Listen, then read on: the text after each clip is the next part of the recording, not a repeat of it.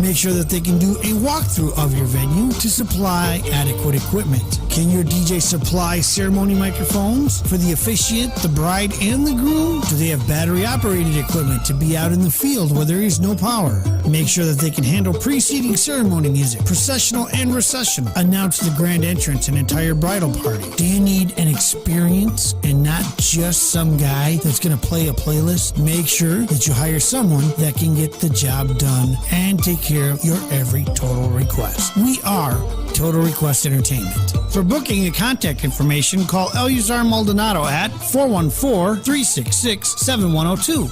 414-366-7102. Or visit the website at TotalRequestENT.com.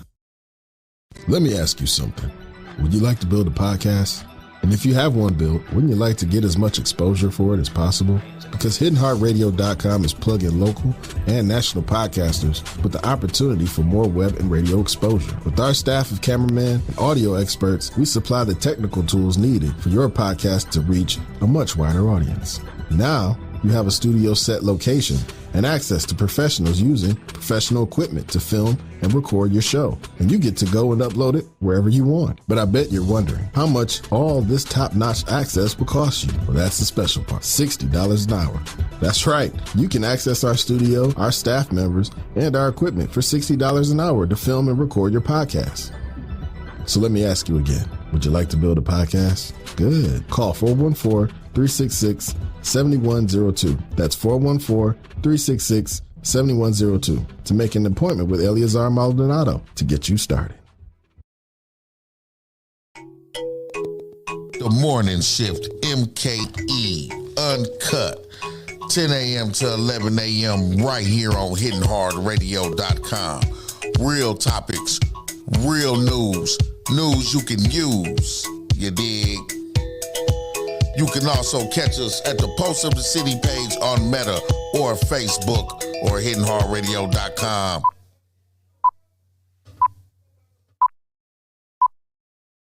Pitch Control. The Morning Shift Mke Uncut on HiddenHeartRadio.com.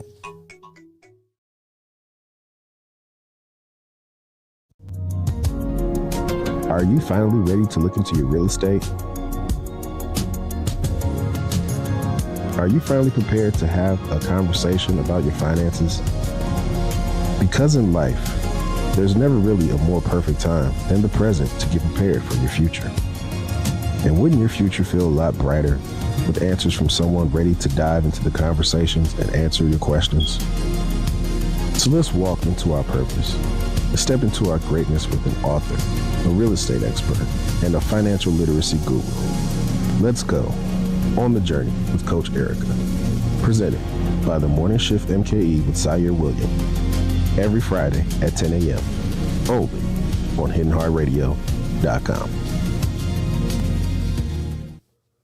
All right. Good morning. Good morning. It's me, Coach Erica, checking back in with On the Journey with Coach Erica. Chicago, Milwaukee, Racing, Kenosha, the world. Wake up. I am back.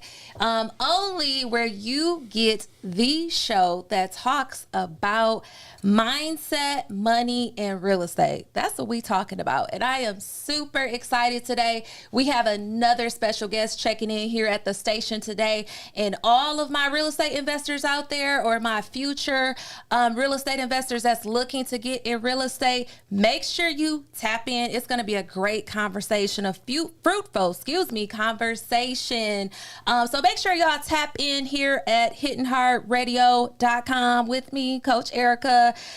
So last week on the show, the last couple weeks have been talking about our mindset, because as I always like to say, if your mind is not right, your money is not going to be right, and your pockets are not going to be right. So we have to get our mind right so our pockets can be right. And we talked about having that journey word. So let me recap.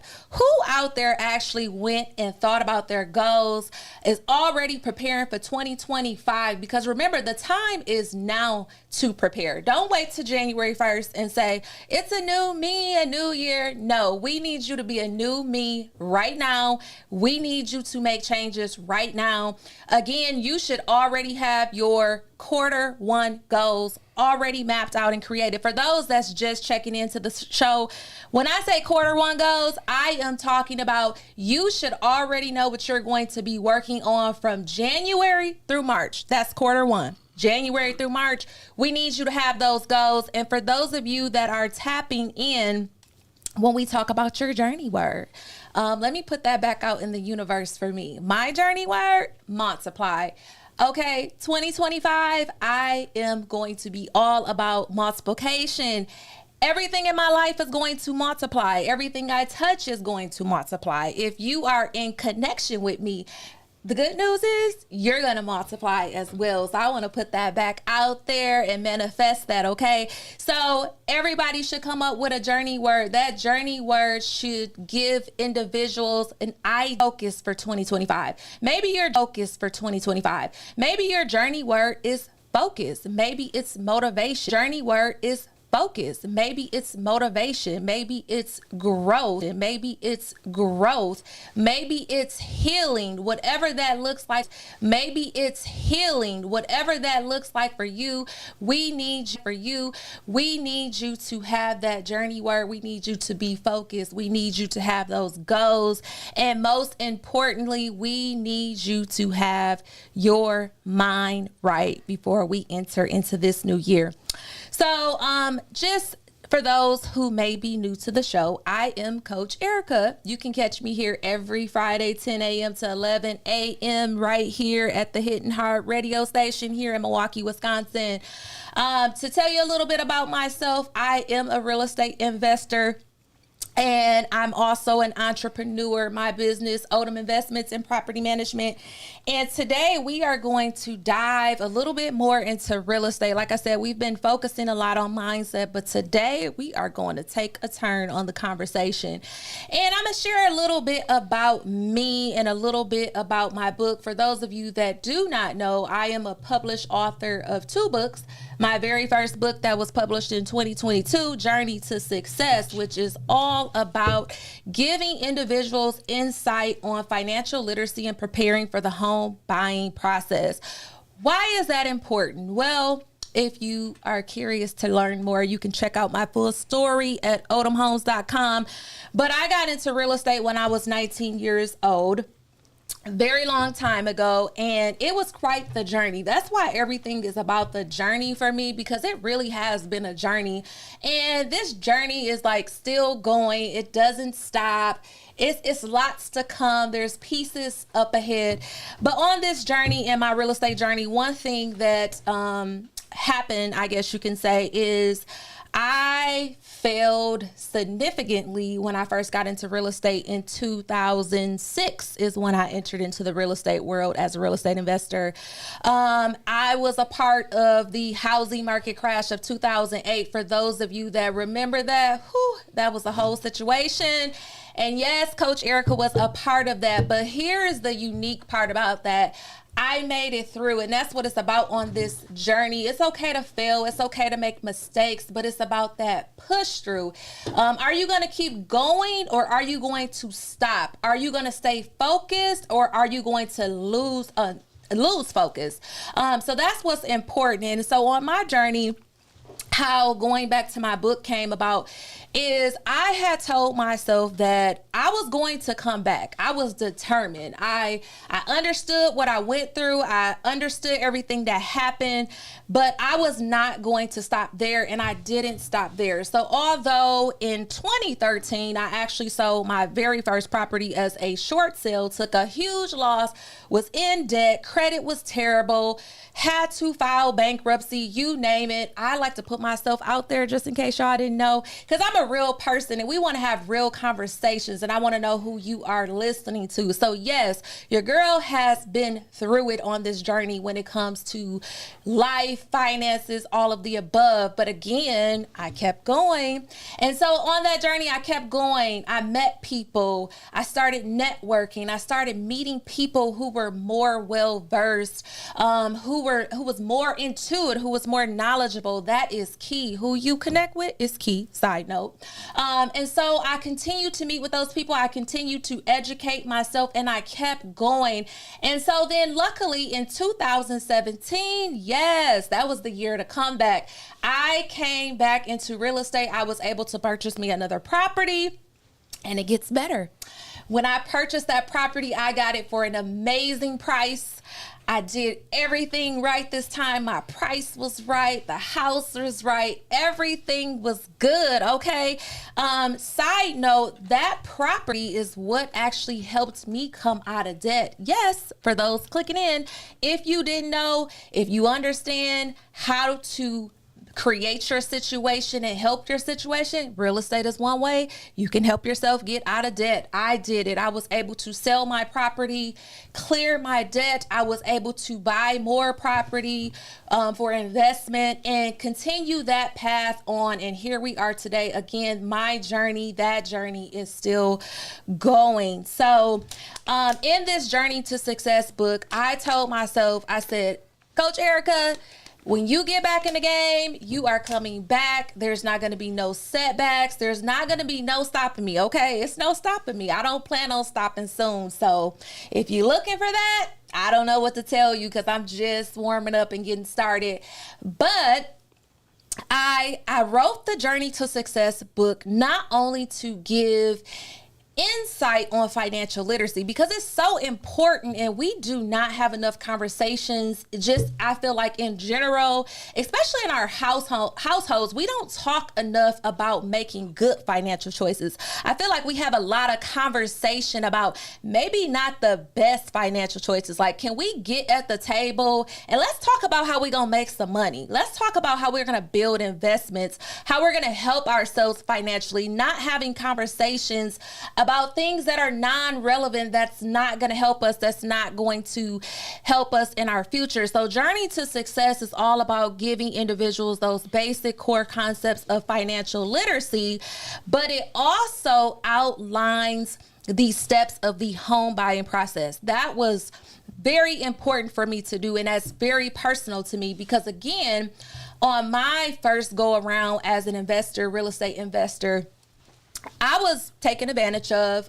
It was a lot that I didn't know, and I really relied on the professionals at that time to have my back and my best interest. No shade to professionals out there, but that's what it was. And I think anybody naturally would do that, right? Because you are hiring this person to represent you, to have your best interest. I was young. I was 19. I thought I knew. At 19, you think you know everything, but trust me, I didn't know anything. I'm still, growing, but I've come a long way. But no, I didn't know what I thought I knew. And so it was a huge learning curve and opportunity for me. So the Journey to Success book, the back of the book, the modules, that home buying process, that is because I want individuals to win. I want you to win. I'm not here to see you lose. I want you to win. I want you to grow. I want to see you purchase a home. I want you to be a homeowner. I want you to be successful. So that gives individuals kind of like an outline to understand the home buying process. It's not the end all be all, but it's a great starting point. It's a great starting point to help you research a little bit more. It's a great starting point to have you go into the bank and know what to ask a mortgage broker, what kind of questions you should be asking up front before you even allow someone to pull your credit to see if you qualify for a home. So it's a great resource. And I'm just happy that I've been able to put that out there. And through my program, through my business, we have my program, Journey to Success, which is an online course, a 5-week online course that I do every other month. And that course is all about helping individuals achieve their financial goals and achieve new heights and helping them feel in control of their financial future, because we want you to be in control of your financial future. So that Journey to Success course is actually it's happening this month. Our next go around for the course does not start until January 7th. If that sounds like something for you, you can check it out at our website, odomhomes.com. But I've been talking a lot, but I get passionate when I talk about real estate, and I get passionate about this journey because it's just important. I want to see people do well. We need to do well. And I'm so happy that we can be here on this show having conversations. And I really hope that the conversations that we're having every Friday about mindset, money, and real estate is helping someone out there, whether that be inspiring you, whether that's dropping a gem on you, or even making a connection. Because listen, we have some amazing people that comes on this show, and we have more. I'm excited, but I can't give it away. But we have one in the building, and he is amazing. He is a real estate investor. He's been a real estate investor for over 20 years. He's an entrepreneur. He's a realtor through First Weber. He has operated and owned 4 businesses. He has owned property not only in DC, he's invested in the DC area. He's invested in Texas. He's invested right here in Wisconsin. He is a member of the Kappa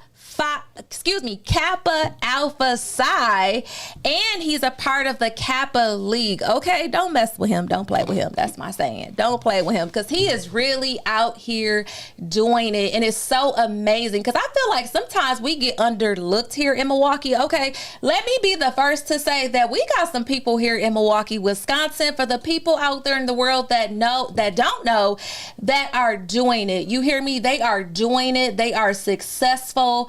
They are an asset to the community. And I would like to, without further ado, introduce someone who's not only an asset to the community, he's doing it, he's successful, he is knowledgeable, and he is here to drop some gems for us today about the world of investing, about the world of money, mindset, you name it. We are ready. The world, we have Mr. Lee Jackson here in the building. Man, that was an amazing introduction. The whole time I'm sitting there like, me? But, it's a blessing and an honor to be here. And we have to take, some time out to definitely give you your flowers. Erica, you've done a lot. We could be here all day talking about not just the things that you've done tangibly, but, the impact you've made on the children. And I think probably my favorite memory that we share, you probably don't know this, is the one where I came and I spoke to the school about a year ago. Yes. The program you were doing, and just seeing the youth and how much they treasure you, and and what you were able to do for them, and that's really what it's all about. Yes. So I'm just honored to be here. I'm very honored to share my story, because I think before you can get into the really juicy part, the meat and the potatoes of where everyone wants to hear about the money and this, right. and we often, there's a great saying by Jay-Z, who's one of my favorite rappers, who says, we often like to emulate the end result, which is the success part. But a lot of us forget the journey and the steps and the things that we've actually had to take to get there. And I'm a long way. I'm light years away from where I want to be. Mm-hmm. But I think that's any successful entrepreneur. We're always thinking about the next. We're always thinking about this. We're always thinking about putting ourselves in whatever successful in the next position. That a lot of times we don't stop and look at the things that have gotten us to where we are. And as one of my good friends would say, just enjoying the journey, right. Good or bad. That's key. Enjoying the journey. Yes. So can you tell us a little bit about your experience as a realtor? For those that don't know, Mr. Jackson is a realtor right here in Wisconsin. He is with First Weber Brookfield. So for those of you that need a realtor, tap in. Yep. But if you could elaborate a little bit about your experience as a realtor. Sure. I'll speak about the realtor piece, but then I want to spend a lot more time speaking about the investment piece. Okay. So how I got started as an agent is during COVID. Okay. I decided to get my license. Okay. And what actually prompted that was many years ago, and I'll go back to 2004 when I got in and things of that nature, but many years ago, I was working with a realtor in 2017. Okay. He sold us our home, me, my wife, Brandy, and our kids, Lee and Reagan, our home in Brookfield. And I've always had a passion. Like you, I've been in and out of the game. Life happens. Absolutely. Sometimes people get on here and they say, oh, well, I've never had anything bad happen to me. But, sometimes you have to take pauses and you have to prioritize and you have to do what's more important, for your family, not just for yourself. So after I purchased we purchased our home, I was speaking to the gentleman and I said, you know what, I really want to get involved in real estate, here in the area. And he says, well, what are your ideas? And I says, well, I'd like to go in and I'd like to, flip properties and things of that nature. And the first thing he said to me was, well, what area do you want to focus in? And I said, well, whatever makes the most sense, and I said, well, I'd like to look at the city of Milwaukee. And the next thing he said was, you know what? I don't think you need to concentrate on the city of Milwaukee.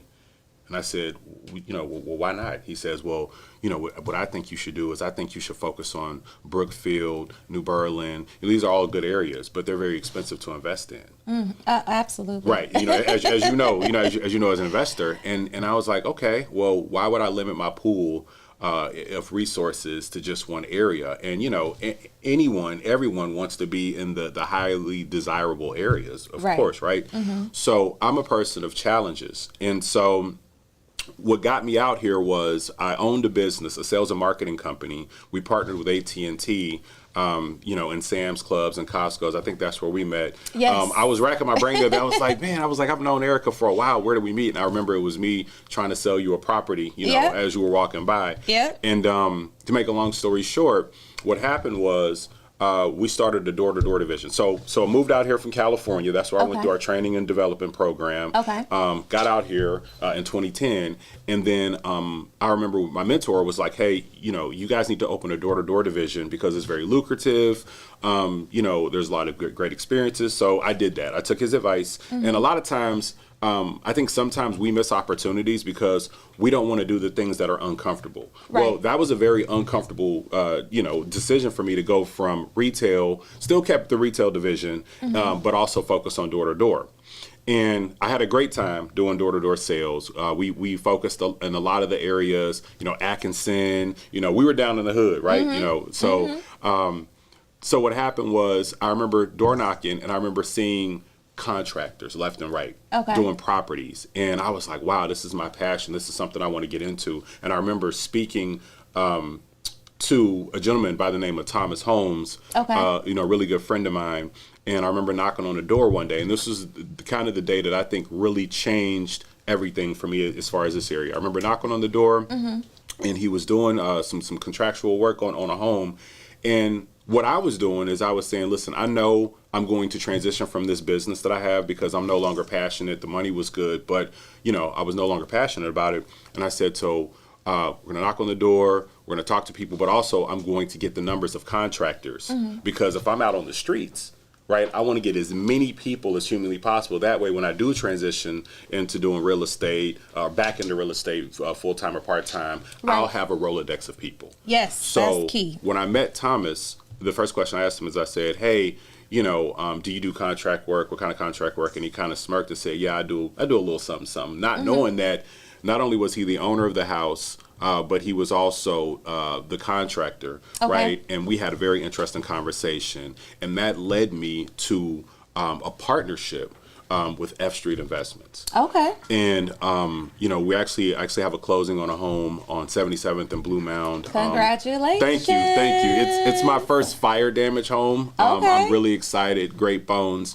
and everything. But the reason I tell this story is because a lot of times we don't understand that it's what I call being on the bench. Yes. So what happened was I went on the bench, which is me getting all the information, doing all the research about the area, the markets, the good areas, the bad areas. I was able to talk to the contractors. I was able to really rely and speak to Thomas a lot and really just help me understand this area. Obviously, investing in D.C. is different from Houston, is different from Dallas, Fort Worth. Yes. Shout out to my Texas people.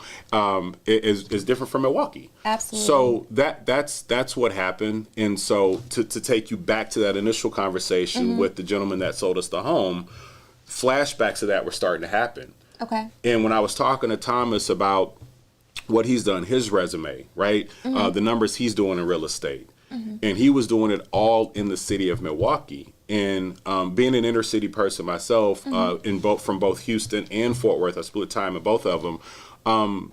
Giving back to the community is always something that's been key to me. It's something that I did growing up, whether volunteering, whether being, in the church, with my aunts and uncles.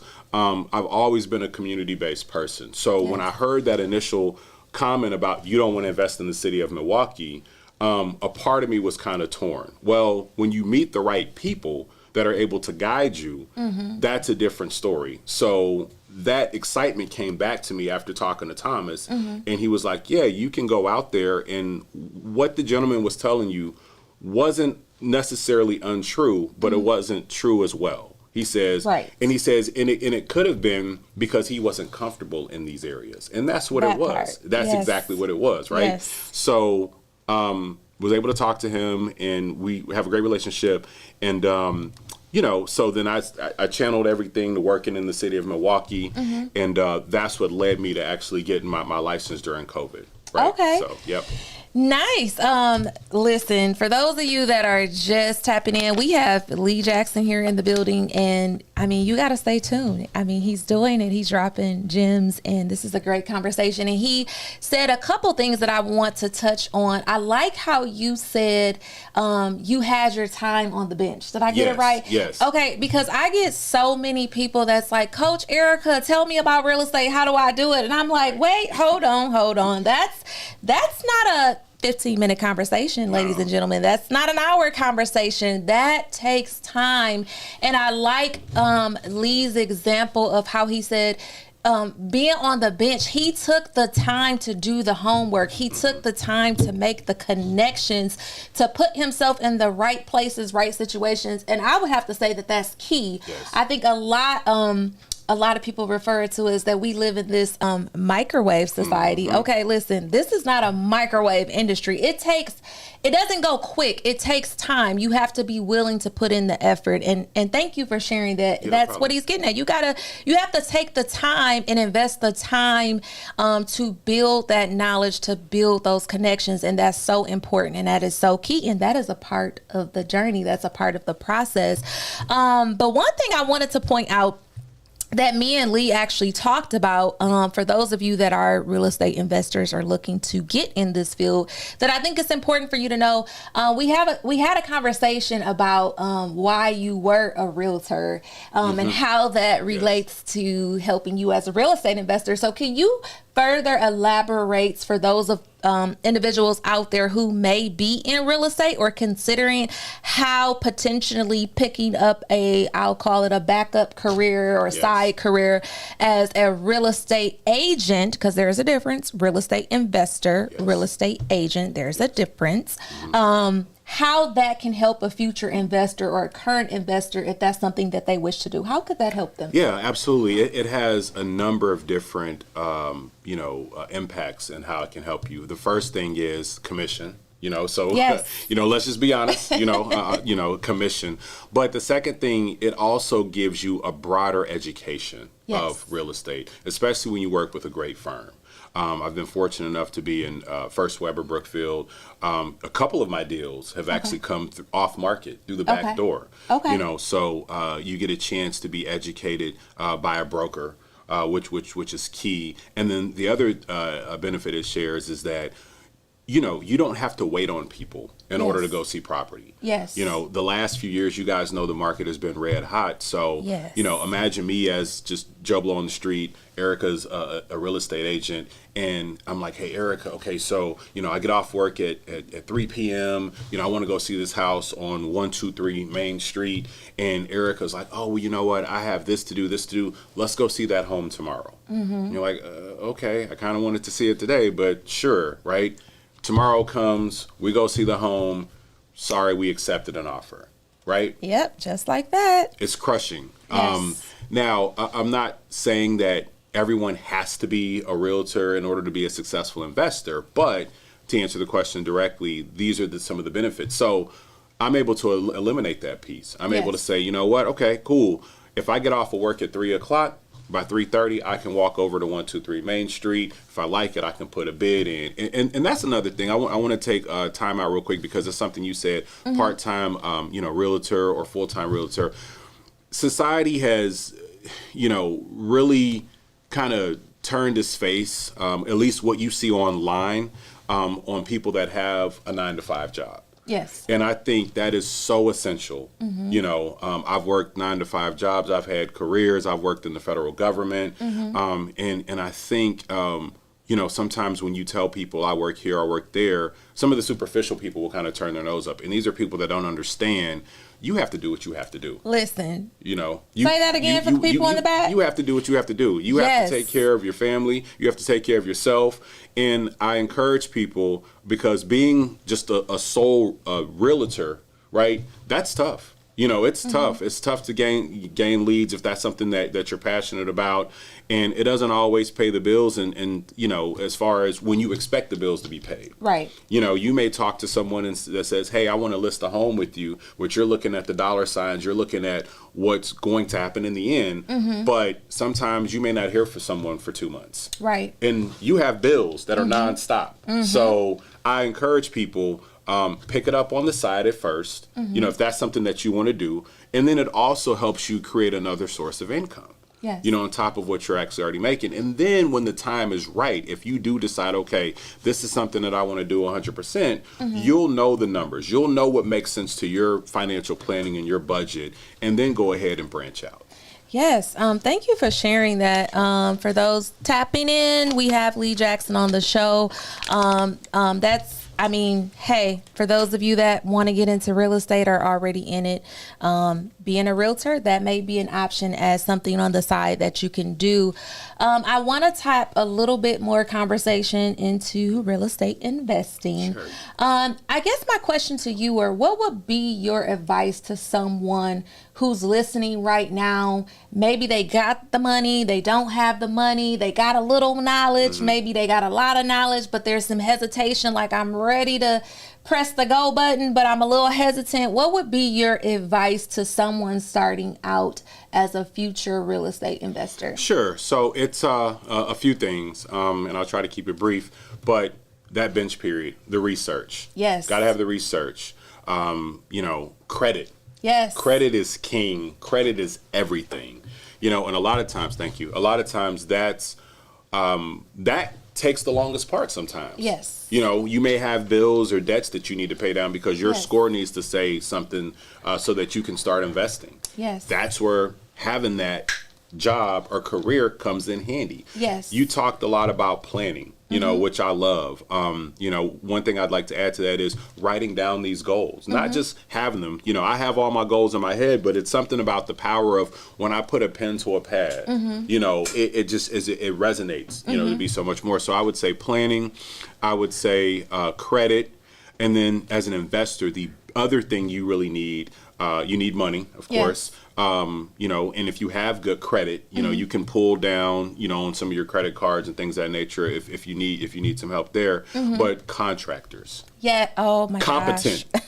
let's not just say competent contractors. Yes. What I will tell you, and this is just from my journey, is don't be bamboozled sometimes, because the pitch from a lot of contractors is, I'll knock that house out for you. Or wait. They'll say, I know how to do everything. Yeah, exactly. Oh yeah. Gosh, I know how to do everything. Don't tell me that, because you will not be getting hired for the job. And listen, I've what slowed me down over the years is that, and because again, why wouldn't a contractor come in and say, oh, you know what, I can do that. I can do that. I can do that. That's going to line their pockets. I have stories that I can tell you, which I'm going to spare you, the details, but of contractors telling me that. And a 3-month project turns into a 7-month project. Yes. And it's frustrating. That's not good from an investment standpoint. Not at all, because you have fees. Yes. You have extension fees if you're doing hard money. You have monthly notes, right?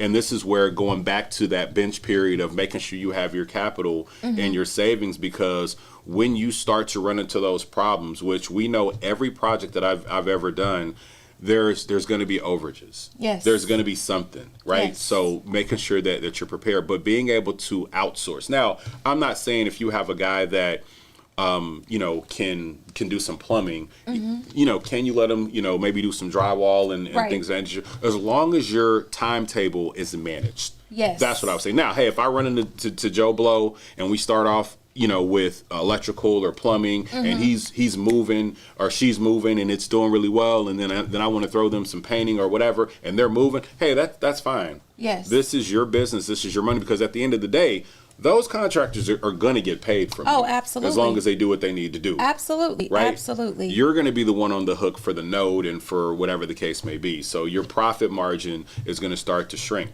Yes, and oh my God, thank you for sharing.